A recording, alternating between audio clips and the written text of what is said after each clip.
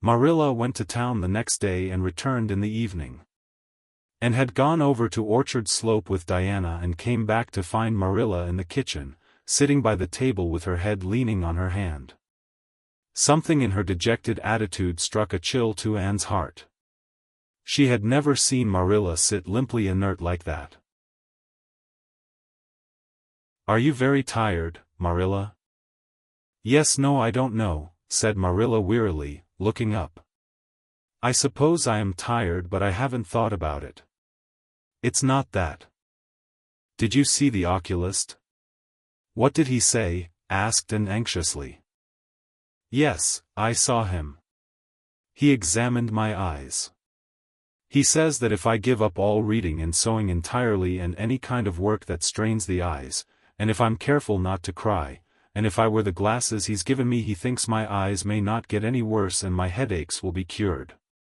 But if I don't, he says I'll certainly be stone blind in 6 months. Blind. And, just think of it." For a minute Anne, after her first quick exclamation of dismay, was silent. It seemed to her that she could not speak. Then she said bravely, but with a catch in her voice, "Marilla, don't think of it. You know he has given you hope. If you are careful you won't lose your sight altogether, and if his glasses cure your headaches it will be a great thing." "I don't call it much hope," said Marilla bitterly. "What am I to live for if I can't read or sew or do anything like that? I might as well be blind or dead. And as for crying, I can't help that when I get lonesome. But there, it's no good talking about it. If you'll get me a cup of tea I'll be thankful. I'm about done out." "Don't say anything about this to anyone for a spell yet, anyway. I can't bear that folks should come here to question and sympathize and talk about it." When Marilla had eaten her lunch and persuaded her to go to bed, then Anne went herself to the east gable and sat down by her window in the darkness alone with her tears and her heaviness of heart. How sadly things had changed since she had sat there the night after coming home. Then she had been full of hope and joy and the future had looked rosy with promise. And felt as if she had lived years since then, but before she went to bed there was a smile on her lips and peace in her heart. She had looked her duty courageously in the face and found it a friend as duty ever is when we meet it frankly. One afternoon a few days later Marilla came slowly in from the front yard where she had been talking to a caller man whom Anne knew by sight as Sadler from Carmody. And wondered what he could have been saying to bring that look to Marilla's face. "What did Mr. Sadler want, Marilla?" Marilla sat down by the window and looked at Anne. There were tears in her eyes in defiance of the oculist's prohibition and her voice broke as she said, "He heard that I was going to sell Green Gables and he wants to buy it." "Buy it? Buy Green Gables?" And wondered if she had heard aright. "Oh, Marilla, you don't mean to sell Green Gables?" "And, I don't know what else is to be done. I've thought it all over. If my eyes were strong I could stay here and make out to look after things and manage, with a good hired man. But as it is I can't. I may lose my sight altogether, and anyway I'll not be fit to run things. Oh, I never thought I'd live to see the day when I'd have to sell my home. But things would only go behind worse and worse all the time, till nobody would want to buy it. Every cent of our money went in that bank, and there's some notes Matthew gave last fall to pay. Mrs. Lynde advises me to sell the farm and board somewhere with her I suppose. It won't bring much, it's small and the buildings are old. But it'll be enough for me to live on I reckon. I'm thankful you're provided for with that scholarship, Anne.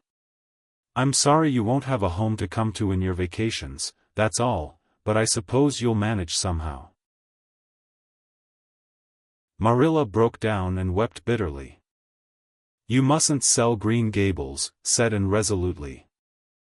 Oh, Anne, I wish I didn't have to. But you can see for yourself. I can't stay here alone. I'd go crazy with trouble and loneliness. And my sight would go, I know it would. You won't have to stay here alone, Marilla. I'll be with you. I'm not going to Redmond. Not going to Redmond. Marilla lifted her worn face from her hands and looked at Anne. Why, what do you mean? Just what I say. I'm not going to take the scholarship. I decided so the night after you came home from town. You surely don't think I could leave you alone in your trouble, Marilla, after all you've done for me. I've been thinking and planning. Let me tell you my plans. Mr. Barry wants to rent the farm for next year. So you won't have any bother over that. And I'm going to teach. I've applied for the school here, but I don't expect to get it, for I understand the trustees have promised it to Gilbert Blythe. But I can have the Carmody school. Mr. Blair told me so last night at the store. Of course that won't be quite as nice or convenient as if I had the Avonlea school. But I can board home and drive myself over to Carmody and back, in the warm weather at least. And even in winter I can come home Fridays. We'll keep a horse for that. Oh, I have it all planned out, Marilla. And I'll read to you and keep you cheered up. You shan't be dull or lonesome. And we'll be real cozy and happy here together, you and I. Marilla had listened like a woman in a dream. Oh, Anne, I could get on real well if you were here, I know. But I can't let you sacrifice yourself so for me. It would be terrible. Nonsense. And laughed merrily. There is no sacrifice. Nothing could be worse than giving up Green Gables. Nothing could hurt me more. We must keep the dear old place. My mind is quite made up, Marilla. I'm not going to Redmond, and I am going to stay here and teach. Don't you worry about me a bit. But your ambitions, Anne. I'm just as ambitious as ever. Only, I've changed the object of my ambitions. I'm going to be a good teacher and I'm going to save your eyesight. Besides, I mean to study at home here and take a little college course all by myself. Oh, I've dozens of plans, Marilla. I've been thinking them out for a week. I shall give life here my best, and I believe it will give its best to me in return. When I left Queens my future seemed to stretch out before me like a straight road. I thought I could see along it for many a milestone. Now there is a bend in it. I don't know what lies around the bend, but I'm going to believe that the best does. It has a fascination of its own, that bend, Marilla. I wonder how the road beyond it goes, what there is of green glory and soft, checkered light and shadows, what new landscapes, what new beauties, what curves and hills and valleys further on.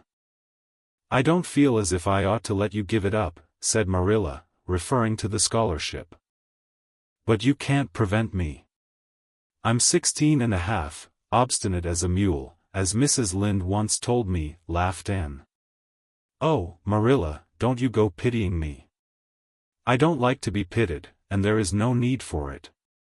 I'm heart glad over the very thought of staying at dear Green Gables. Nobody could love it as you and I do, so we must keep it. You blessed girl, said Marilla, yielding. I feel as if you'd given me new life. I guess I ought to stick out and make you go to college, but I know I can't, so I ain't going to try. I'll make it up to you though, Anne. When it became noised abroad in Avonlea that Anne Shirley had given up the idea of going to college and intended to stay home and teach, there was a good deal of discussion over it. Most of the good folks, not knowing about Marilla's eyes, thought she was foolish. Mrs. Allen did not. She told and so in approving words that brought tears of pleasure to the girl's eyes. Neither did good Mrs. Lynde. She came up one evening and found Anne and Marilla sitting at the front door in the warm, scented summer dusk. They liked to sit there when the twilight came down and the white moths flew about in the garden and the odor of mint filled the dewy air. Mrs. Rachel deposited her substantial person upon the stone bench by the door, behind which grew a row of tall pink and yellow hollyhocks, with a long breath of mingled weariness and relief. "I declare I'm getting glad to sit down. I've been on my feet all day, and 200 pounds is a good bit for 2 feet to carry round. It's a great blessing not to be fat, Marilla. I hope you appreciate it. Well, Anne, I hear you've given up your notion of going to college. I was real glad to hear it. You've got as much education now as a woman can be comfortable with. I don't believe in girls going to college with the men and cramming their heads full of Latin and Greek and all that nonsense.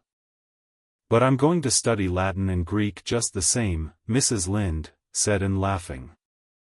"I'm going to take my arts course right here at Green Gables, and study everything that I would at college." Mrs. Lynde lifted her hands in holy horror. "And surely, you'll kill yourself." "Not a bit of it. I shall thrive on it. Oh, I'm not going to overdo things. As Josiah Allen's wife says, I shall be medium.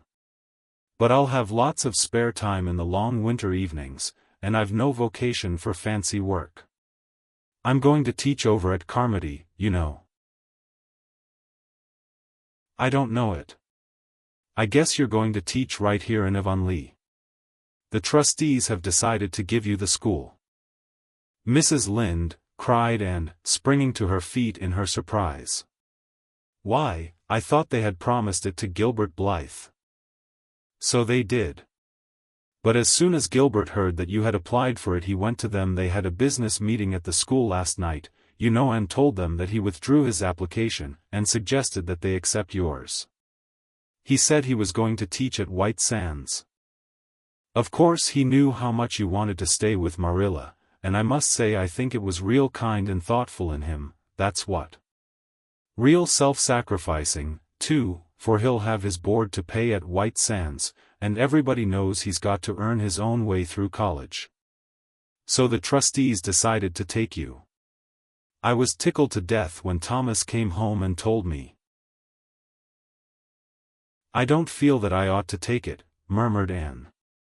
"I mean, I don't think I ought to let Gilbert make such a sacrifice for me. I guess you can't prevent him now. He's signed papers with the White Sands trustees. So it wouldn't do him any good now if you were to refuse. Of course you'll take the school. You'll get along all right, now that there are no pies going. Josie was the last of them, and a good thing she was, that's what.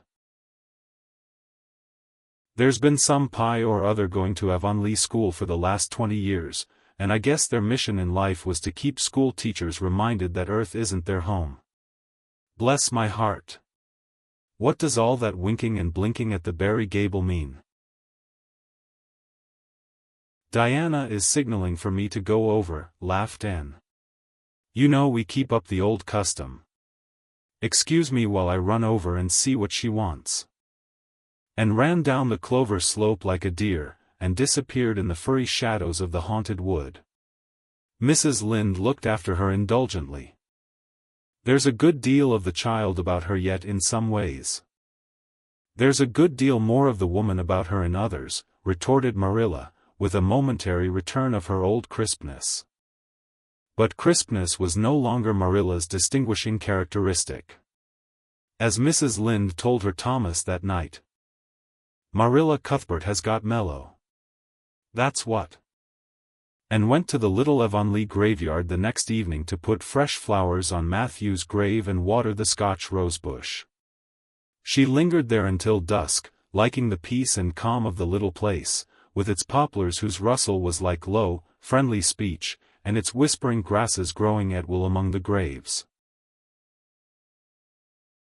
When she finally left it and walked down the long hill that sloped to the lake of shining waters, it was past sunset and all Avonlea lay before her in a dreamlike afterlight, a haunt of ancient peace.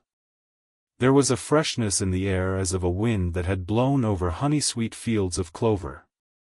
Home lights twinkled out here and there among the homestead trees. Beyond lay the sea, misty and purple, with its haunting, unceasing murmur. The west was a glory of soft mingled hues, and the pond reflected them all in still softer shadings. The beauty of it all thrilled Anne's heart, and she gratefully opened the gates of her soul to it. "Dear old world," she murmured, "you are very lovely, and I am glad to be alive in you." Halfway down the hill a tall lad came whistling out of a gate before the Blythe homestead. It was Gilbert, and the whistle died on his lips as he recognized Anne. He lifted his cap courteously, but he would have passed on in silence, if Anne had not stopped and held out her hand. "Gilbert," she said, with scarlet cheeks, "I want to thank you for giving up the school for me. It was very good of you and I want you to know that I appreciate it." Gilbert took the offered hand eagerly.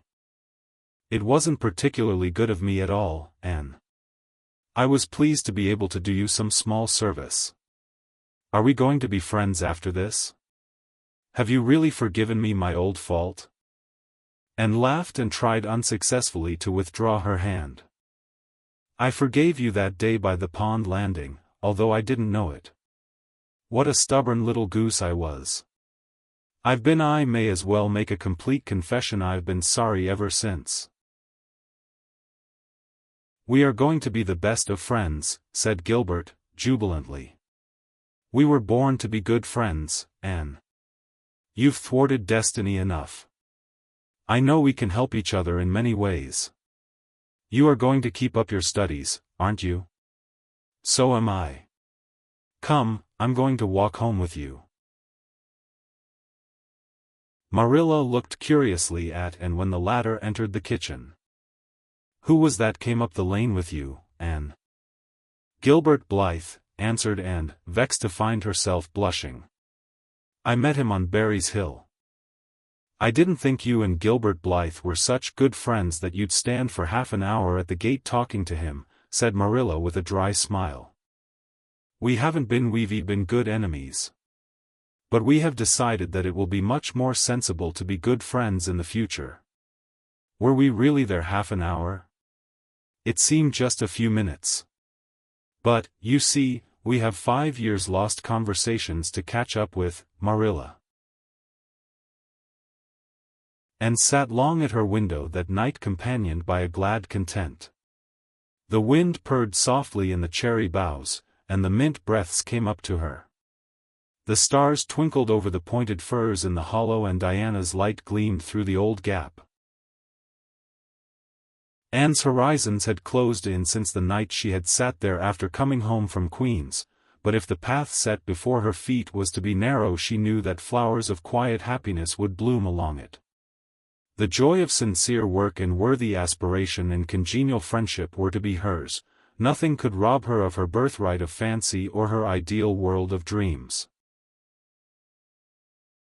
And there was always the bend in the road. "God's in his heaven, all's right with the world," whispered Anne softly.